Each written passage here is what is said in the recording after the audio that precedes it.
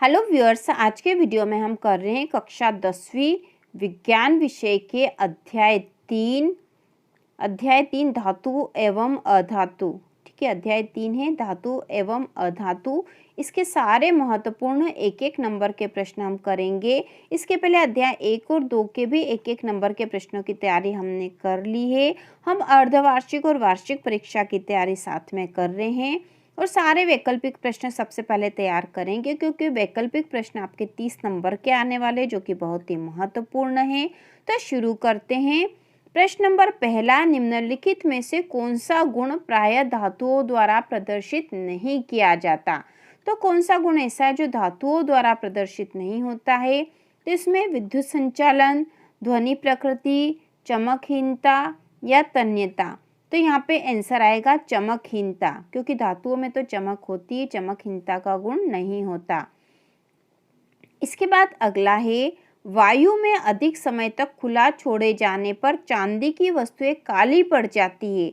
यह निम्नलिखित के बनने के कारण होता है। तो किसके कारण जो है चांदी की वस्तुएं काली पड़ जाती है? Silver nitrate, silver oxide, silver sulphide या सिल्वर सल्फाइड। तो इसका आंसर आएगा सिल्वर ऑक्साइड, क्योंकि चांदी जो है ऑक्सीजन से क्रिया करके सिल्वर ऑक्साइड बना देती है, जिससे कि वह काली पड़ जाती है।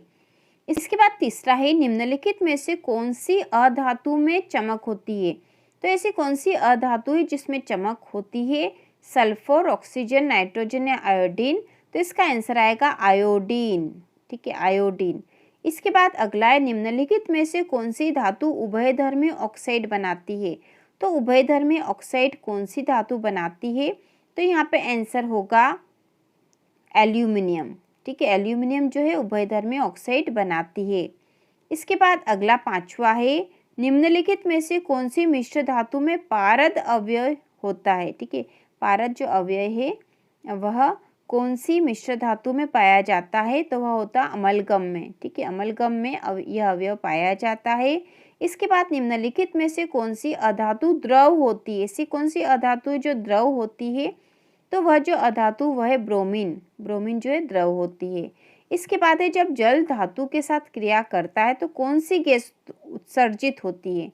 जब जल धातु के साथ क्रिया करता है तो कौन सी गैस उत्सर्जित होती है? तो वह गैस होती है हाइड्रोजन गैस। ठीक है, हाइड्रोजन गैस उत्सर्जित होती है ऐसी स्थिति में। इसके बाद अगला प्रश्न है, रिक्त स्थानों की पूर्ति कीजिए। इसमें पहला है, मिश्र धातु का उपयोग विद्युत तारों की परस्पर वेल्डिंग के लिए होता है। तो यहाँ पे मिश्र धातु आ जाएगी सोल्डर। मिश्र धातु जो सोल्डर है उसका उपयोग विद्युत तारों की परस्पर वेल्डिंग में होता है। इसके बाद अगला प्रश्न है, लंबे समय तक, ठीक है, लंबे समय तक आर्द्र वायु में रहने पर लोहे पर भूरे रंग के पत्र की पदार्थ की परत चढ़ जाती है, जिसे कहते हैं, तो उस परत को क्या कहते हैं? लोहे पे जो भूरे रंग की पदार्थ की परत चढ़ जाती है तो हम उसे सामान्य भाषा में कहते हैं कि इस पे कीट आ गई है। तो ये परत किसकी होती है? तो वो होती है आयरन ऑक्साइड। ठीक है, क्योंकि ऑक्सीजन से क्रिया कर लेता तो आयरन ऑक्साइड की परत बन जाती है। इसके बाद अगला है, दो या दो से अधिक धातुओं के समांगी मिश्रण को कहते हैं। तो दो या दो से अधिक धातुओं के समांगी मिश्रण को मिश्र धातु कहते हैं। ठीक है, मिश्र धातु। अगला है, वह सूची जिसमें धातुओं को उनकी क्रियाशीलता के अवरोही क्रम में व्यवस्थित किया जाता है को कहते हैं। वह सूची जिसमें धातुओं को उनकी क्रियाशीलता के अवरोही क्रम में व्यवस्थित किया जाता है उसे कहते हैं सक्रियता श्रेणी। इसके बाद अगला प्रश्न है, सही जोड़ी मिलाइए। तो इसमें कॉलम अ में है सभी धातुएं, एनोडीकरण, सोडियम, कार्बन अधातु, और कॉलम बी में है एल्यूमिनियम, मिट्टी का तेल, केरोसिन, अपरूपता और विद्युत चालक।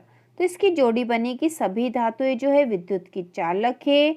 एनोडीकरण एल्यूमिनियम का होता है, सोडियम इसे मिट्टी के तेल में रखा जाता है, और कार्बन जो अधातु अपरूपता दिखाता है, कार्बन जो है अपरूपता दिखाता है। इस प्रकार से जोड़ी बनेगी। इसके बाद अगला प्रश्न नंबर 4 है, एक शब्द या वाक्य में उत्तर लिखिए। तो इसमें जो पहला है, किस धातु को छोड़कर अन्य सभी धातुएं कमरे के तापमान पर ठोस अवस्था में पाई जाती है?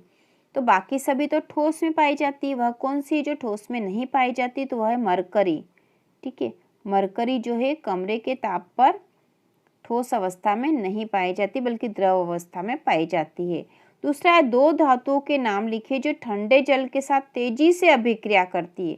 तो ऐसी दो धातुएं जो ठंडे जल के साथ तेजी से अभिक्रिया करती है वो है सोडियम और पोटेशियम। ठीक है, सोडियम और पोटेशियम जो है ठंडे जल के साथ बहुत ही तेजी से अभिक्रिया करती है, सोडियम और पोटेशियम। इसके बाद तीसरा है, एक्वा रेजिया में सांद्र हाइड्रोक्लोरिक अम्ल एवं सांद्र नाइट्रिक अम्ल का मिश्रण किस अनुपात में होता है। ठीक है, एक्वा रेजिया जो है उसमें किस अनुपात में इनका मिश्रण होता है, सांद्र हाइड्रोक्लोरिक अम्ल का और सांद्र नाइट्रिक अम्ल का जो इसमें अनुपात होता है 3:1। ठीक है, यह अनुपात होता है 3:1। इसके बाद है, आयनिक यौगिकों का गलनांक एवं क्वथनांक उच्च क्यों होता है। आयनिक यौगिकों का गलनांक और क्वथनांक उच्च क्यों होता है, तो इसका उत्तर आएगा अधिक अंतर आयनिक आकर्षण बल के कारण। इनके आयनों के बीच में जो आकर्षण बल होता है बहुत अधिक होता है, इसलिए इनका गलनांक और क्वथनांक उच्च होता है। इसके बाद है, अमलगम का एक उदाहरण लिखिए। तो अमलगम का उदाहरण है पारा एवं चांदी का मिश्रण। ठीक है, पारा एवं चांदी का मिश्रण अमलगम का उदाहरण है। इसके बाद अगला प्रश्न है, सत्य असत्य। तो इसमें पहला, सोडियम अतिक्रियाशील धातु है, तो कथन सत्य है। सोडियम जो अतिक्रियाशील है इसलिए इसे केरोसिन या मिट्टी के तेल में रखा जाता है। दूसरा है, दो धातुओं के समांग मिश्रण को मिश्र धातु कहते हैं, तो यह असत्य है। ठीक है, दो अधातुओं के समांग मिश्रण को मिश्र धातु कहते हैं, असत्य कथन है। अगला है, धातुओं के ऑक्साइड प्रायः क्षारकीय प्रकृति के होते हैं, तो यह सत्य है। अगला है, स्टेनलेस स्टील में तांबा मिला होता है, तो असत्य है, इसमें कार्बन मिला होता है। और अधातुओं के ऑक्साइड प्रायः अम्लीय प्रकृति के होते हैं, तो यह कथन सत्य है। तो इस प्रकार से हमने वैकल्पिक 1-1 नंबर के प्रश्नों की तैयारी इस अध्याय से कर ली है। तो इसी प्रकार के और वीडियो देखने के लिए कक्षा 10वीं विज्ञान की संपूर्ण तैयारी के लिए चैनल को सब्सक्राइब कीजिए।